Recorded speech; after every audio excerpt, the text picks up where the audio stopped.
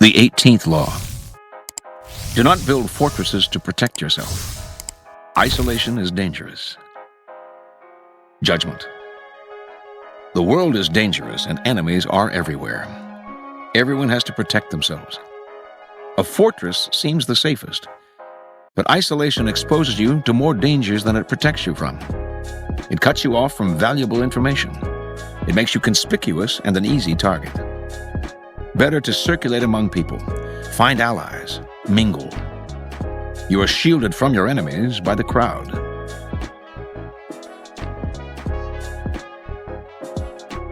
Transgression of the law.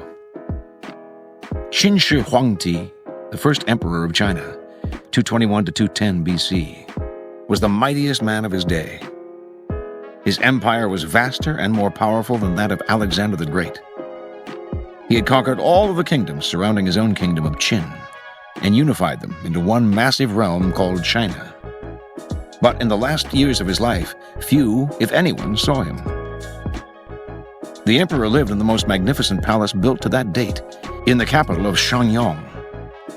The palace had 270 pavilions.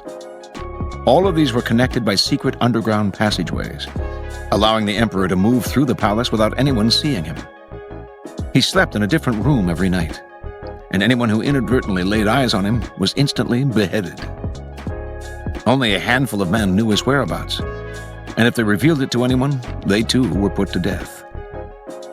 The first emperor had grown so terrified of human contact that when he had to leave the palace, he traveled incognito, disguising himself carefully. On one such trip through the provinces, he suddenly died. His body was borne back to the capital in the emperor's carriage, with a cart packed with salted fish trailing behind it to cover up the smell of the rotting corpse. No one was to know of his death. He died alone, far from his wives, his family, his friends, and his courtiers, accompanied only by a minister and a handful of eunuchs. Interpretation. Shi Huangdi started off as the king of Qin, a fearless warrior of unbridled ambition. Writers of the time described him as a man with a waspish nose, eyes like slits, the voice of a jackal, and the heart of a tiger or wolf. He could be merciful sometimes, but more often he swallowed men up without a scruple. It was through trickery and violence that he conquered the provinces surrounding his own and created China, forging a single nation and culture out of many. He broke up the feudal system, and to keep an eye on the many members of the royal families that were scattered across the realm's various kingdoms, he moved 120,000 of them to the capital, where he housed the most important courtiers in the vast palace of Shenyang. He consolidated the many walls on the borders and built them into the Great Wall of China. He standardized the country's laws, its written language, even the size of its cartwheels. As part of this process of unification, however, the first emperor outlawed the writings and teachings of Confucius, the philosopher whose ideas on the moral life had already become virtually a religion in Chinese culture. On Shi Huangdi's order, thousands of books relating to Confucius were burned, and anyone who quoted Confucius was to be beheaded. This made many enemies for the emperor, and he grew constantly afraid, even paranoid. The executions mounted. A contemporary, the writer Han Fei-tzu, noted that Qin has been victorious for 4 generations, yet has lived in constant terror and apprehension of destruction. As the emperor withdrew deeper and deeper into the palace to protect himself, he slowly lost control of the realm. Eunuchs and ministers enacted political policies without his approval or even his knowledge. They also plotted against him. By the end, he was emperor in name only, and was so isolated that barely anyone knew he had died. He had probably been poisoned by the same scheming ministers who encouraged his isolation. That is what isolation brings. Retreat into a fortress and you lose contact with the sources of your power. You lose your ear for what is happening around you, as well as a sense of proportion. Instead of being safer, you cut yourself off from the kind of knowledge on which your life depends. Never enclose yourself so far from the streets that you cannot hear what is happening around you, including the plots against you. observance of the law. Louis XIV had the Palace of Versailles built for him and his court in the 1660s. But it was like no other royal palace in the world. As in a beehive, everything revolved around the royal person. He lived surrounded by the nobility, who were allotted apartments nestled around his. Their closeness to him depended on their rank. The king's bedroom occupied the literal center of the palace and was the focus of everyone's attention. Every morning the king was greeted in his room by a ritual known as the levee. At 8 a.m., the king's first valet, who slept at the foot of the royal bed, would awaken His Majesty. Then pages would open the door and admit those who had a function in the levee. The order of their entry was precise. First came the king's illegitimate sons and his grandchildren, then the princes and princesses of the blood, and then his physician and surgeon. There followed the grand officers of the wardrobe, the king's official reader, and those in charge of entertaining the king. Next would arrive various government officials in ascending order of rank. Last but not least came those attending the levee by special invitation. By the end of the ceremony, the room would be packed with well over 100 royal attendants and visitors. The day was organized so that all the palace's energy was directed at and passed through the king. Louis was constantly attended by courtiers and officials, all asking for his advice and judgment. To all their questions, he usually replied, "I shall see." As Saint-Simon noted, if he turned to someone, asked him a question, made an insignificant remark, the eyes of all present were turned on this person. It was a distinction that was talked of and increased prestige. There was no possibility of privacy in the palace, not even for the king. Every room communicated with another, and every hallway led to larger rooms where groups of nobles gathered constantly. Everyone's actions were interdependent, and nothing and no one passed unnoticed. The king not only saw to it that all the high nobility was present at his court, wrote Saint-Simon, he demanded the same of the minor nobility. At his levee and coucher, at his meals, in his gardens of Versailles, he always looked about him, noticing everything. He was offended if the most distinguished nobles didn't live permanently at court, and those who showed themselves never, or hardly ever, incurred his full displeasure. If one of these desired something, the king would say proudly, "I do not know him," and the judgment was irrevocable. Interpretation. Louis XIV came to power at the end of a terrible civil war, the Fronde. A principal instigator of the war had been the nobility, which deeply resented the growing power of the throne and yearned for the days of feudalism, when the lords ruled their own fiefdoms and the king had little authority over them. The nobles had lost the Civil War, but they remained a fractious, resentful lot. The construction of Versailles, then, was far more than the decadent whim of a luxury-loving king. It served a crucial function. The king could keep an eye and an ear on everyone and everything around him. The once proud nobility was reduced to squabbling over the right to help the king put on his robes in the morning. There was no possibility here of privacy, no possibility of isolation. Louis XIV very early grasped the truth that for a king to isolate himself is gravely dangerous. In his absence, conspiracies will spring up like mushrooms after rain. Animosities will crystallize into factions, and rebellion will break out before he has the time to react. To combat this, sociability and openness must not only be encouraged, they must be formally organized and channeled. These conditions at Versailles lasted for Louis's entire reign, some 50 years of relative peace and tranquility. Through it all, not a pin dropped without Louis hearing it. As Dr. Samuel Johnson said, "Solitude is dangerous to reason, without being favorable to virtue." Remember that the solitary mortal is certainly luxurious, probably superstitious, and possibly mad. Keys to power. Machiavelli makes the argument that in a strictly military sense, a fortress is invariably a mistake. It becomes a symbol of power's isolation. and is an easy target for its builders' enemies. Designed to defend you, fortresses actually cut you off from help and cut into your flexibility. They may appear impregnable, but once you retire to one, everyone knows where you are. And a siege doesn't have to succeed to turn your fortress into a prison. With their small and confined spaces, fortresses are also extremely vulnerable to the plague and contagious diseases. In a strategic sense, the isolation of a fortress provides no protection and actually creates more problems than it solves. Because human beings are social creatures by nature, power depends on social interaction and circulation. To make yourself powerful, you must place yourself at the center of things, as Louis XIV did at Versailles.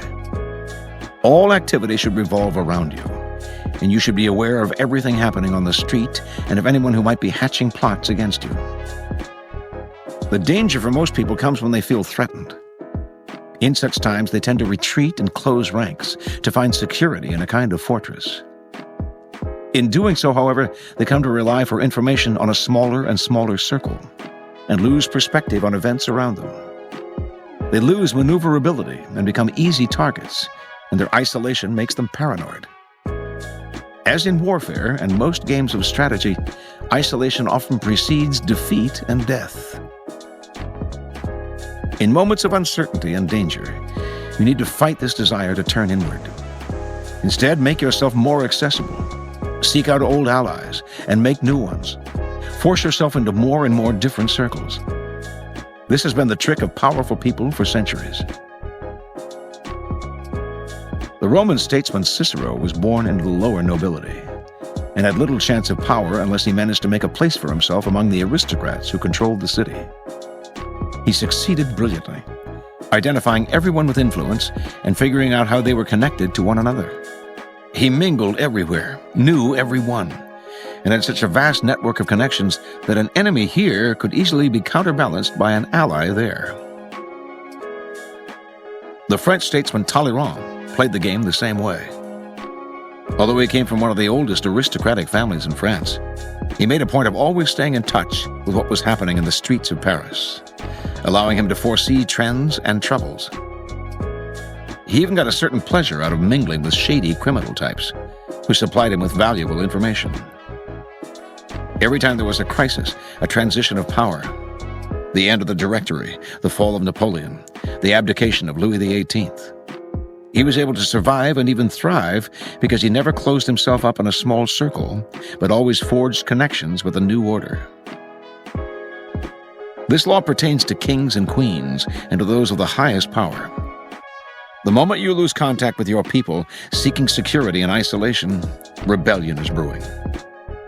Never imagine yourself so elevated that you can afford to cut yourself off from even the lowest echelons. By retreating to a fortress, you make yourself an easy target for your plotting subjects, who view your isolation as an insult and a reason for rebellion.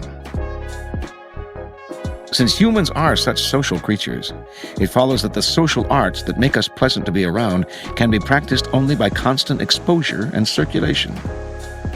The more you are in contact with others, the more graceful and at ease you become.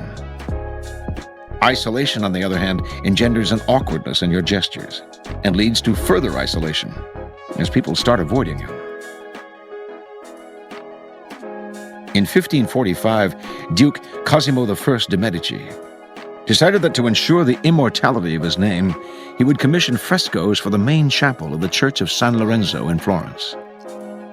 He had many great painters to choose from, and in the end he picked Jacopo da Pontormo.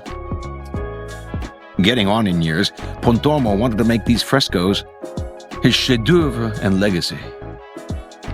His first decision was to close the chapel off with walls, partitions, and blinds. He wanted no one to witness the creation of his masterpiece, or to steal his ideas. He would outdo Michelangelo himself. When some young men broke into the chapel out of curiosity, Jacopo sealed it off even further. Pontormo filled the chapel's ceiling with biblical scenes, the creation, Adam and Eve, Noah's Ark, on and on. At the top of the middle wall, he painted Christ in his majesty, raising the dead on Judgment Day. The artist worked on the chapel for 11 years, rarely leaving it. since he had developed a phobia for human contact and was afraid his ideas would be stolen. Pontormo died before completing the frescoes, and none of them has survived. But the great Renaissance writer Vasari, a friend of Pontormo's, who saw the frescoes shortly after the artist's death, left a description of what they looked like. There was a total lack of proportion. Scenes bumped against scenes. Figures in one story being juxtaposed with those in another, in maddening numbers. Pontormo had become obsessed with detail, but had lost any sense of the overall composition. Vasari left off his description of the frescoes by writing that if he continued, "I think I would go mad and become entangled in this painting. Just as I believe that in the 11 years of time Jacopo spent on it, he entangled himself and anyone else who saw it." Instead of crowning Pontormo's career, the work became his undoing. These frescoes were visual equivalents of the effects of isolation on the human mind. A loss of proportion, an obsession with detail, combined with an inability to see the larger picture. A kind of extravagant ugliness that no longer communicates. Clearly, isolation is as deadly for the creative arts as for the social arts. Shakespeare is the most famous writer in history because, as a dramatist for the popular stage, he opened himself up to the masses, making his work accessible to people no matter what their education and taste. Artists who hold themselves up in their fortress lose a sense of proportion, their work communicating only to their small circle. Such art remains cornered and powerless.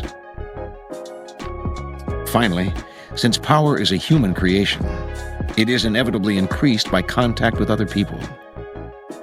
Instead of falling into the fortress mentality, view the world in the following manner.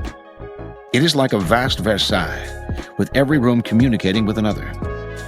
You need to be permeable, able to float in and out of different circles and mix with different types. That kind of mobility and social contact will protect you from plotters, who will be unable to keep secrets from you and from your enemies, who will be unable to isolate you from your allies. Always on the move, you mix and mingle in the rooms of the palace, never sitting or settling in one place. No hunter can fix his aim on such a swift-moving creature. Reversal. It is hardly ever right and propitious to choose isolation. Without keeping an ear on what is happening in the streets, you will be unable to protect yourself. About the only thing that constant human contact cannot facilitate is thought. The weight of society's pressure to conform and the lack of distance from other people can make it impossible to think clearly about what is going on around you. As a temporary recourse, then, isolation can help you to gain perspective. Many a serious thinker has been produced in prisons, where we have nothing to do but think. Machiavelli could write The Prince only once he found himself in exile and isolated on a farm far from the political intrigues of Florence. The danger is, however, that this kind of isolation will sire all kinds of strange and perverted ideas. You may gain perspective on the larger picture, but you lose a sense of your own smallness and limitations. Also, the more isolated you are, the harder it is to break out of your isolation when you choose to. It sinks you deeper into its quicksand without your noticing.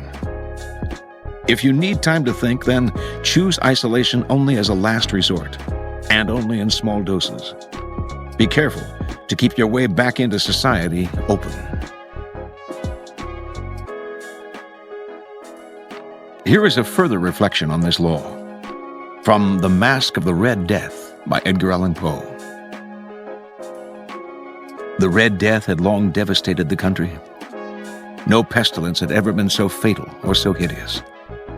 Blood was its avatar and its seal, the redness and horror of blood. There were sharp pains and sudden dizziness, and then profuse bleeding at the pores with dissolution. And the whole seizure, progress, and termination of the disease were the incidents of half an hour. But the Prince Prospero was happy and dauntless and sagacious. When his dominions were half depopulated, he summoned to his presence 1,000 hale and light-hearted friends from among the knights and dames of his court. And with these, he retired to the deep seclusion of one of his castellated abbeys. This was an extensive and magnificent structure, the creation of the prince's own eccentric yet august taste. A strong and lofty wall girdled it in. This wall had gates of iron. The courtiers, having entered, brought furnaces and massy hammers and welded the bolts. They resolved to leave means neither of ingress nor egress to the sudden impulses of despair or of frenzy from within. The abbey was amply provisioned. With such precautions, the courtiers might bid defiance to contagion. The external world could take care of itself. In the meantime, it was folly to grieve or to think. The prince had provided all the appliances of pleasure. There were buffoons. There were improvisatori. There were ballet dancers. There were musicians. There was beauty. There was wine. All these and security were within. Without was the Red Death. It was toward the close of the 5th or 6th month of his seclusion, and while the pestilence raged most furiously abroad, that the Prince Prospero entertained his 1,000 friends at a masked ball of the most unusual magnificence. It was a voluptuous scene, that masquerade, and the revel went whirlingly on, until at length there commenced the sounding of midnight upon the clock. And thus, too, it happened perhaps that before the last echoes of the last chime had utterly sunk into silence, there were many individuals in the crowd who had found leisure to become aware of the presence of a masked figure, which had arrested the attention of no single individual before. The figure was tall and gaunt, and shrouded from head to foot in the habiliments of the grave. The mask which concealed the visage was made so nearly to resemble the countenance of a stiffened corpse that the closest scrutiny must have had difficulty in detecting the cheat. And yet all this might have been endured, if not approved, by the mad revelers around. But the mummer had gone so far as to assume the type of the Red Death. His vesture was dabbled in blood, and his broad brow, with all the features of the face, was sprinkled with a scarlet horror. A throng of the revelers at once threw themselves into the black apartment and seized the mummer, whose tall figure stood erect and motionless within the shadow of the ebony clock, gasped in unutterable horror at finding the grave cerements and corpse-like mask, which they handled with so violent a rudeness, untenanted by any tangible form. And now was acknowledged the presence of the Red Death. He had come like a thief in the night, and one by one dropped the revelers in the blood-bedewed halls of their revel, and died each in the despairing posture of his fall. And the life of the ebony clock went out with that of the last of the gay, and the flames of the tripods expired, and darkness and decay and the Red Death held illimitable dominion over all.